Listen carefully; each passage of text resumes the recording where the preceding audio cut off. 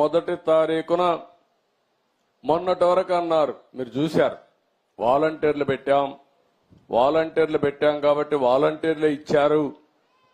ఎన్నికల్లో వాలంటీర్లు వద్దని చెప్పి ఎన్నికల కమిషన్ ఆదేశాలు ఇస్తే ఈ ముసలవాళ్ళని పంచాయతీ ఆఫీసుకి తిప్పి 33 మందిని ఆ రోజు ప్రభుత్వం చంపేసే పరిస్థితికి వచ్చింది.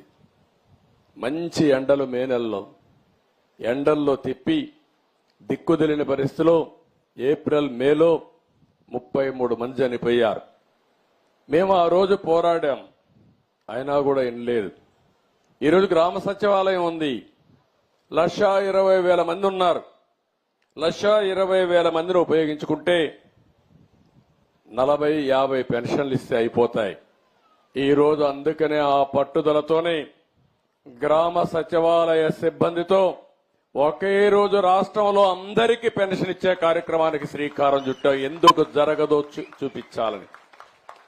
అంటే ఒక మోసం చేసినప్పుడు ఏదైనా సరే ప్రజాహితం కోసం పనిచేయాలి తప్ప చేసింది రైట్ అని నిరూపించడానికి లేకుంటే వేరే ప్రత్యామ్నాయం లేదని చెప్పడానికి ఆ రోజు మీ అందరినీ కూడా ఇది చేసే పరిస్థితికి వచ్చారు.